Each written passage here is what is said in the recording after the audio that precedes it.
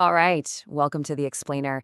Ever since the State of the Union address, you can just feel it, right? The political landscape has completely shifted, and we are in a full-blown, aggressive new campaign season. So today, we're going to unpack the playbook, the tactics and strategies that are already shaping the whole narrative. So let's start right there.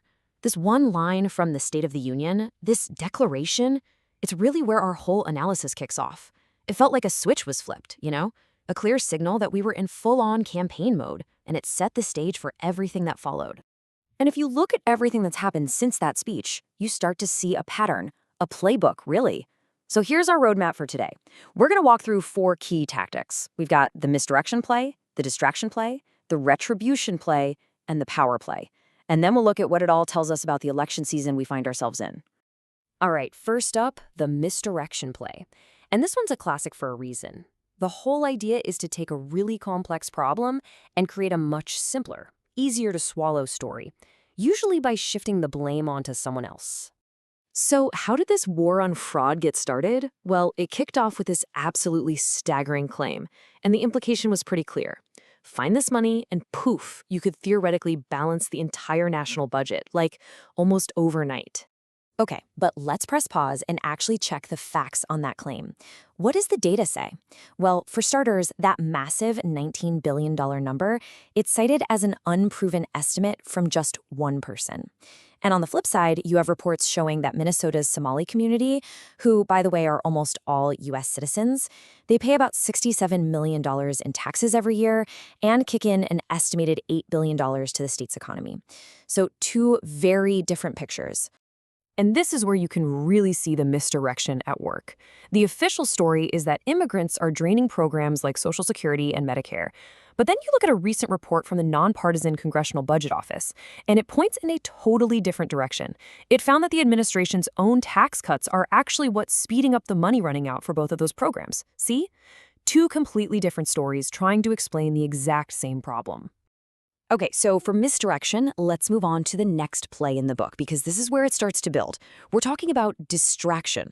This is all about creating these huge, noisy, headline-grabbing events to pull everyone's attention away from news that might be, well, a little damaging. And here's a perfect example, a big, high-profile House committee hearing with former Secretary of State Hillary Clinton. The topic, her knowledge of the Jeffrey Epstein investigations. I mean, on the surface, that sounds really, really important, right? But then you start to dig into the details, and things get a little weird. According to the reports, only one of the 8 law enforcement officials they subpoenaed actually showed up. The media was kept out of the hearing entirely. Oh, and no Republican members had even bothered to go to a key related hearing just the week before. And this is all happening even though Secretary Clinton had already given them a sworn statement saying she didn't have any knowledge on the matter. So you start to wonder, was the goal ever really about substance? Or was it about generating headlines and social media chatter, exactly like this? This one photo from that closed-door hearing, it went viral. And just like that, you've got a powerful distraction no matter what actually did or didn't happen in that room. Now, this next one is all about timing. I mean, look at this timeline. First on Monday, you get this damaging report about China and U.S. tech. Okay, then Tuesday morning, another one drops, this time about the DOJ potentially withholding files. But then, by Tuesday afternoon, the whole conversation on major cable news networks just pivots. Suddenly, everyone's talking about aggressive foreign policy. It's a really sharp turn in topic, happening at a, let's say, very convenient time. All right, play number 3 in the playbook is what we're calling retribution. And this is about using the power of the federal government to go after your political opponents, especially in states run by the other party. And the setup for this was laid out so clearly during the State of the Union, this one line right here. It's designed to put Democrats in a tricky position and at the same time frame everything the administration does next as just a matter of national priority. And it didn't take long to see that principle put into action. The administration announced it was holding back over $250 million, that's billion with a B, in healthcare funds from Minnesota, which, happens to have a Democratic governor.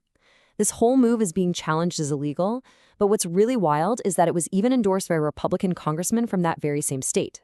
And that whole protect citizens line becomes so much sharper when you put it next to this story.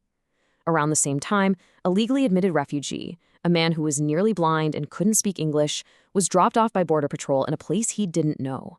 His family wasn't notified. Police apparently closed his missing person case because they thought he was still in custody, and a few days later, he was found deceased. Okay, that brings us to the final play we're looking at today. And this one is maybe the most direct of them all. It's a power play, and it's aimed at changing the actual rules of the democratic game itself. So you have to ask, right? How would that even work? How could a president just take control of the voting process when that's always been handled by the states? Well, according to a draft executive order that's reportedly making the rounds with activists connected to the White House, here's the proposed plan. Step 1, declare a national emergency. Step 2, use that emergency to push claims of foreign interference, claims, by the way, that intelligence agencies have widely disputed. And then, step 3 and 4, use those emergency powers to ban mail-in ballots in voting machines all across the country. Now, legal experts and lawmakers jumped on this immediately, and they all point to the same fundamental problem. They're calling it blatantly illegal. Why? Because the U.S. Constitution couldn't be clearer on this. It gives the power to run elections to the states, period, not to the president or the federal government. So when you step back and connect all these dots, these things stop looking like just a bunch of random, isolated events, don't they? You start to see a coherent, coordinated strategy. What this playbook seems to reveal is this multi-part approach that weaves together misdirection, distraction, retribution, and a direct challenge to the electoral process itself. And that really leaves us with one final thought to chew on. When political events start to follow a pattern like this, what does that reveal about the strategy at play? Understanding the playbook is one thing. Understanding where that game might be headed is something else entirely.